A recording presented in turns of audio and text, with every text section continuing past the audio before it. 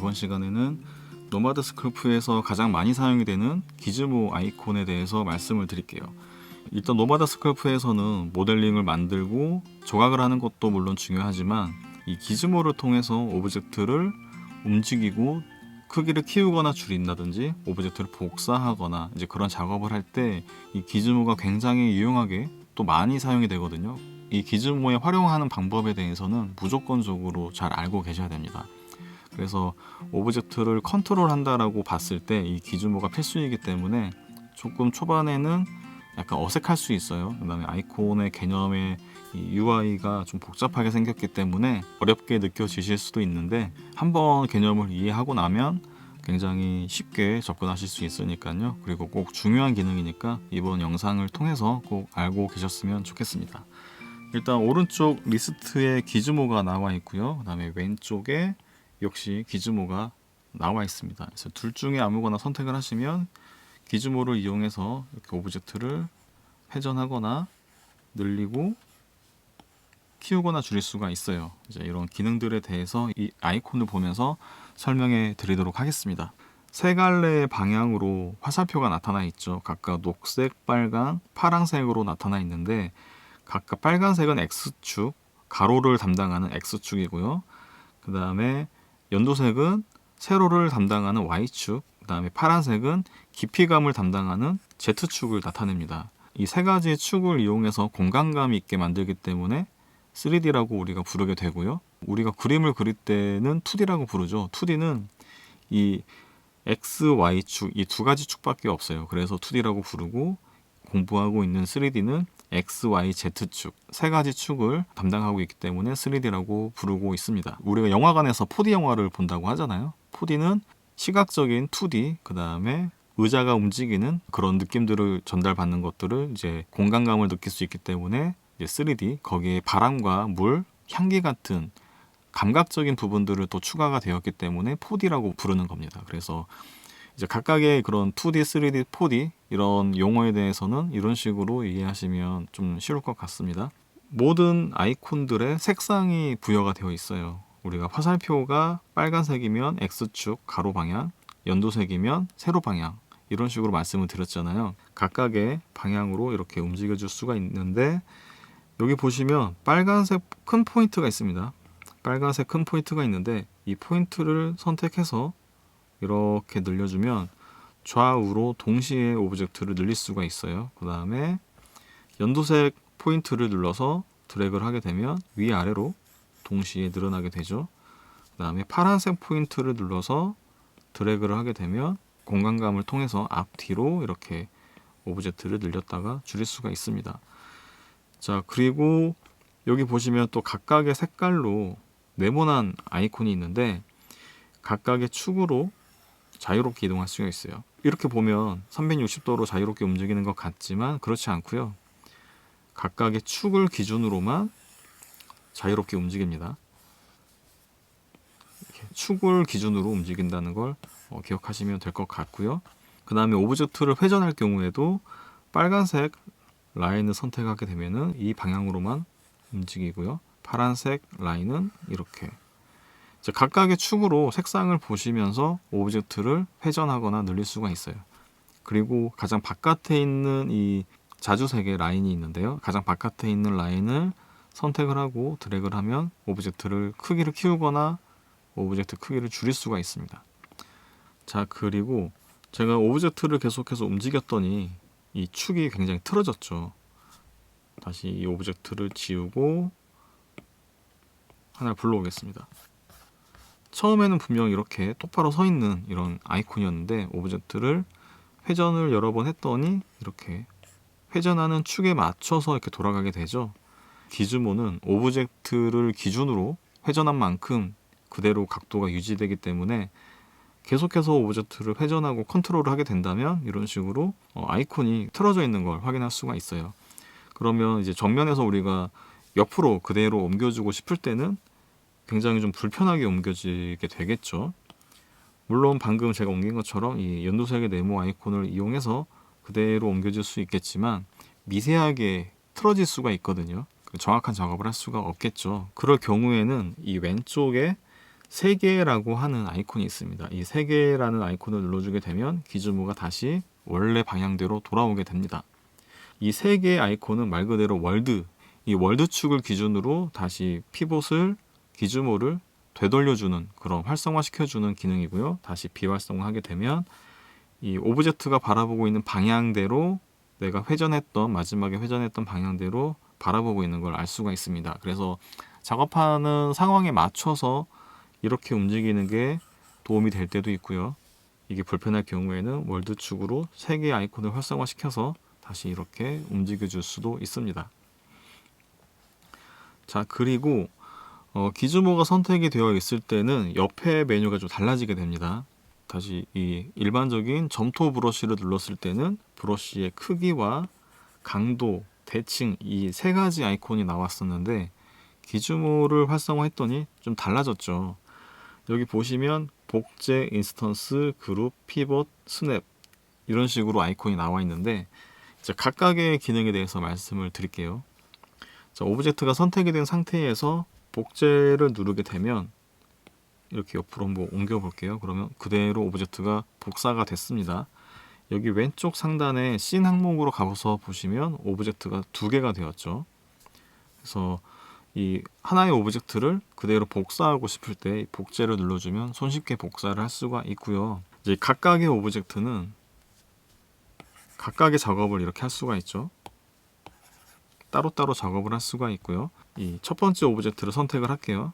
이번에는 이 아래에 있는 인스턴스를 선택하겠습니다. 그 다음에 아래로 내려볼게요. 역시나 마찬가지로 복사가 된 걸 알 수가 있습니다.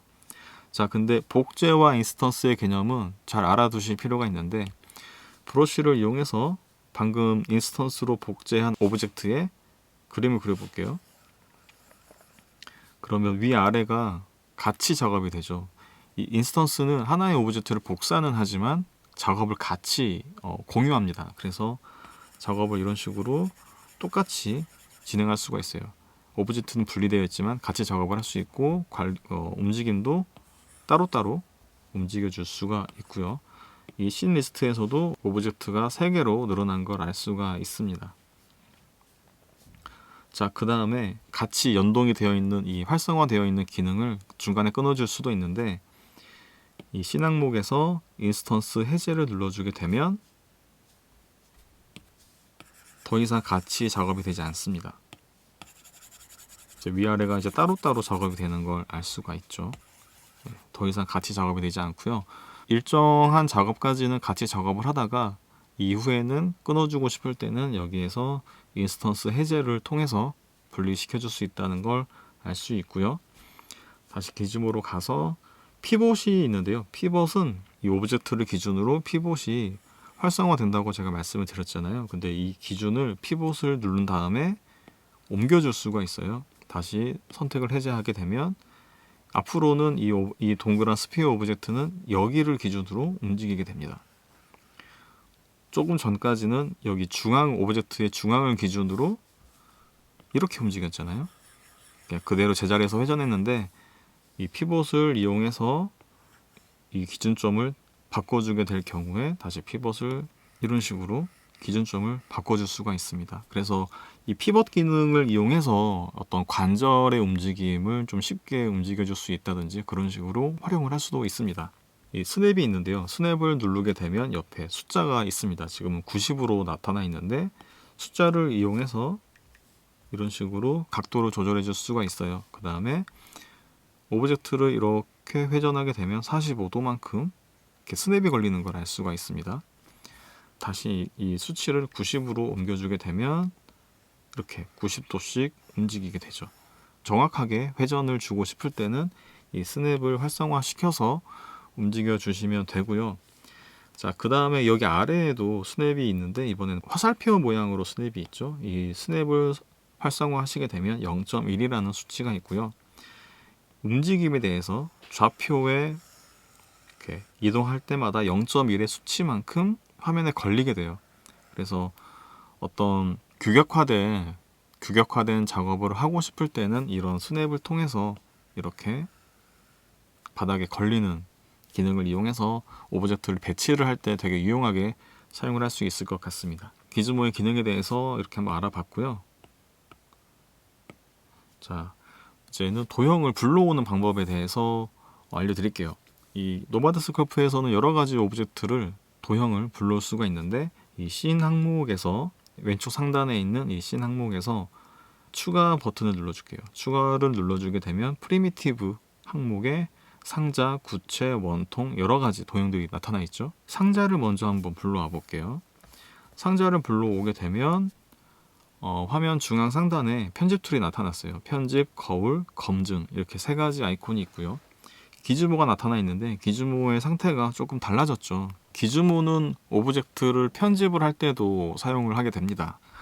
자, 아까 마찬가지로 각각의 방향으로 움직여줄 수 있는 건 동일하고요. 이제 여기에 있는 빨간색 큰 포인트를 눌러주면 좌우로 늘어나는 것도 동일하죠. 근데 여기 보시면 작은색 빨간색 포인트가 한 개가 더 있어요. 양쪽에 하나씩 더 있죠. 이거를 이쪽을 누르고 드래그를 하게 되면은 왼쪽에 있는 면은 고정이 된 상태에서 오른쪽에 있는 면만 줄였다가 늘릴 수가 있어요. 여기에 있는 빨간색 큰 포인트는 좌우가 동시에 먹었는데 작은 포인트는 한쪽만 움직일 수 있다는 점 알고 계시면 될 것 같고요. 나머지 작은 포인트들도 마찬가지 역할을 하게 됩니다. 내가 선택한 포인트가 있는 면만 줄였다가 늘릴 수가 있고, 큰 포인트는 양쪽이 동시에 늘렸다가 줄일 수 있다는 점 알고 계시면 될 것 같고요. 자, 이 상태에서 오브젝트를 오른쪽으로 이동을 할게요. 중심에서 오른쪽으로 이동을 했습니다.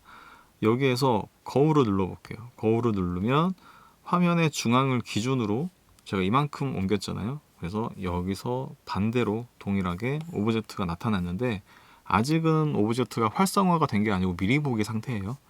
오른쪽에 보시면 아까는 보였던 그런 스컬핑 브러쉬들이 나타나지 않고 있죠. 아직은 오브젝트가 편집하는 과정이기 때문에 여기서는 스컬핑을 할 수가 없는, 조각을 할 수가 없는 그런 상황입니다. 그래서 이제 여기서 모양들을 여기서 내가 원하는 모양을 만들어 준 다음에 검증을 눌러주게 되면 드디어 오른쪽에 스컬핑 브러쉬가 나타나게 됐고요. 이제 작업을 하게 되면 동시에 작업을 할 수가 있게 됩니다. 조금 전에 거울을 통해서 오브젝트를 복사를 했잖아요. 오브젝트를 움직여 보면 같이 움직이게 되죠. 여기 왼쪽 상단에 씬 항목에 가서 보시면 미러라는 항목 아래에 박스라고 되어 있죠. 박스로 되어 있고 오브젝트가 하나로 되어 있어요. 그래서 별도의 오브젝트가 아니다라는 거 그렇게 이해하시면 될 것 같습니다. 자, 다시 씬 리스트에서 추가를 누르신 다음에 구체를 눌러볼게요. 구체를 누르게 되면은 화면 중앙에 거울과 검증 두 가지만 있죠. 기즈모 아이콘은 별다른 특이점이 없기 때문에 추가적인 설명은 하지 않겠습니다. 역시나 이제 옮겨준 다음에 거울을 눌러주게 되면 반대편에 그대로 나타나게 되고요. 이제 편집 과정이 끝났다면 검증을 통해서 활성화를 시켜줄 수가 있습니다. 자, 다시 한번 추가를 통해서 원통을 만들어 볼게요. 자, 원통을 누르게 되면 이 상단의 편집 툴이 좀 달라졌죠. 구멍, 반지름, 편집, 거울, 검증 이렇게 나타나게 되는데요. 기즈모를 보시면 박스와 좀 비슷한 형태를 띠고 있습니다. 연두색의 작은 포인트가 있죠. 이걸 누르게 되면 위아래가 선택한 포인트에 인접한 면만 움직이게 되고 아랫면은 고정이 되어 있고요. 아래쪽에는 포인트를 누르게 되면 윗면은 그대로 있고 아랫면만 움직이게 되죠. 이 개념에 대해서는 모든 오브젝트가 동일하게 적용이 된다는 걸 알고 계시면 좋을 것 같습니다. 자, 그리고 여기에 자주색의 작은 포인트가 있는데 이 포인트를 드래그를 하게 되면 원통의 둘레를 조절해 줄 수가 있고요. 여기 보시면 구멍이 있습니다. 구멍을 눌러주게 되면 이렇게 구멍이 뚫리게 돼요. 관통하게 되죠. 여기 보시면 파란색 작은 포인트가 있는데 이 포인트를 드래그해서 이 두께를 조절해 줄 수가 있습니다. 자, 여기 보시면 반지름이라고 되어 있는데 반지름에 포인트가 한 개가 있죠.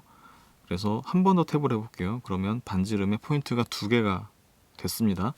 그리고 여기 있는 자주색 포인트도 두 개로 늘어났어요.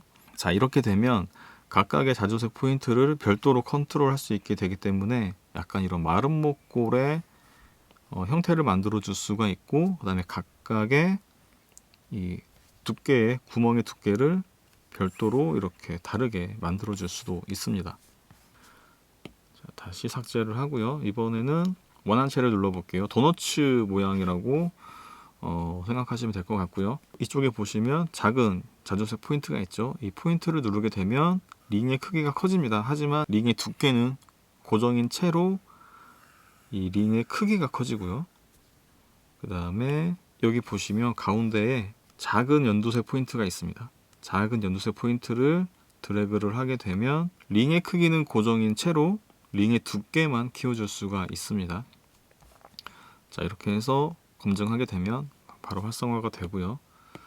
다시 추가를 통해서 원뿔을 만들어 줄게요. 원뿔은 이제 다른 기능들을 이제 보셨으니까 되게 이제 쉽게 이해하실 수 있을 것 같아요. 이런 식으로 아랫면의 너비를 컨트롤할 수가 있고요. 높이를 만들어줄 수가 있겠죠. 자, 그리고 이번에는 20면체. 20면체의 기즈모 아이콘은 뭐 특별한 부분이 없습니다. 단지 이런 약간 다각형의 형태를 바로 출력할 수 있다는 점. 그 다음에 UV 구체는 제가 다른 영상에서 따로 설명해 드리겠고요. 평면은 이제 플랜이라고 하는 이제 일반적인 평평한 면이라고 생각하시면 됩니다. 이제 덩어리감이 없는 그냥 종이 같은 얇은 폴리곤 덩어리고요. 자, 여기에서 원반을 눌러주게 되면은 네모난 이미지가 동그랗게 바뀌었습니다. 오브젝트를 바닥에 깔아놓고 싶을 때 그런 바닥면을 이런 식으로 만들어줄 수가 있어요. 자, 그리고 트라이플레이너라는 항목이 있는데 이게 조금 재밌습니다. 자, 각각의 면은 이런 식으로 조절해 줄 수 있는 건 다른 오브젝트와 동일하고요. 여기 상단에 보시면 뒤로, 오른쪽, 아래, 편집, 거울, 검증 이렇게 나타나 있는데 쉽게 말해서 이 트라이플레이너를 선택을 하게 되면 오른쪽에 마스크가 바로 활성화가 되어 있어요. 여기 보시면 마스크로 그림이 그려져 있는 걸 알 수가 있는데 마스크로 이 측면에다가 그림을 그려주게 되면 오브젝트에 바로 이렇게 제가 그림을 그려준 모양에 따라서 형태가 만들어지게 되고요. 그 다음에 이쪽에도 마찬가지로 그림을 그려주게 되면 이렇게 나타나게 되죠. 마스크 해제, 지우개 모양의 마스크 해제가 있습니다. 이거를 누르고 마스크를 반대로 또 지워줄 수가 있어요. 그러면은 이렇게 관통되는 느낌으로 오브젝트를 바로 모델링을 할 수가 있어요. 그림을 그리듯이 다각형 이 세 면을 통해서 그림을 그리는 걸 이용해서 모델링을 이런 식으로 만들어 줄 수가 있겠죠. 자, 지금은 이렇게 간단하게 그림을 그리지만 이 기능을 이용해서 어떤 복잡한 구조를 좀 손쉽게 만들어 줄 수도 있고요. 아니면 귀여운 오브젝트를 굉장히 또 한 번의 그림을 통해서 바로 모델링으로 형상으로 만들어 줄 수 있는 좀 재미있는 그런 기능이라고 할 수 있겠습니다. 자, 이번 시간에는 이렇게 기즈모를 이용한 컨트롤하는 방법과 기즈모의 여러 가지 기능, 그리고 노마드 스컬프에서 제공하는 여러 가지 도형들을 불러오는 방법과 컨트롤하는 방법에 대해서 알아봤습니다. 앞으로 우리가 같이 수업을 하기 위해서는 이 기즈모에 대한 기능은 필수적이기 때문에 꼭 알아두셨으면 좋겠습니다. 저는 그러면 다음 강좌에서 다시 인사드리겠습니다. 감사합니다.